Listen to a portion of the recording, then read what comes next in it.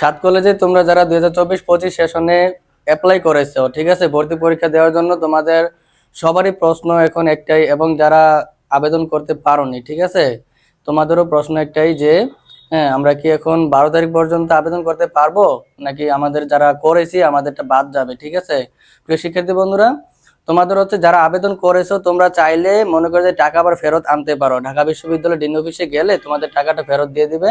আর তোমরা যদি চাও যে না আমাদের আবেদনটা অব্যাহত থাকবে, আমরা পরীক্ষা দেব নতুন কাঠামোতে, ঠিক আছে, তাহলে হচ্ছে তোমরা এটা হ্যাঁ টাকা না আনলেও হবে, যেটা দিয়েছো এটা দিয়েছো, কোনো সমস্যা নাই।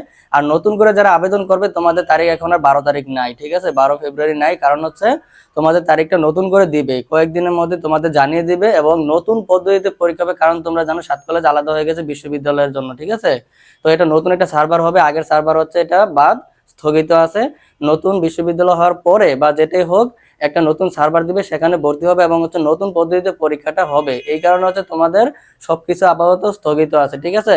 প্রিয় শিক্ষার্থী বন্ধুরা, পরবর্তীতে এমন আরো আপডেট ভিডিও দেবো, এবং হচ্ছে তোমাদের হ্যাঁ পরবর্তীতে বিভিন্ন শিক্ষা বিষয়ক, মনে করো যে এমসিকিউ হোক, তারপর হচ্ছে মনে করো যে গাইডলাইন হোক, পরীক্ষাটা কিভাবে হবে, কিভাবে তোমাদের সিলেবাস দিবে, হ্যাঁ প্রত্যেকটা জিনিস নিয়ে আলোচনা করা হবে, প্রত্যেকটা টপিকস এর উপর আলোচনা করা হবে। এই কারণে হচ্ছে পেজটি ফলো দিয়ে পাশে থাকবে, এবং ইউটিউব থেকে দেখে থাকলে সাবস্ক্রাইব করে রাখবে।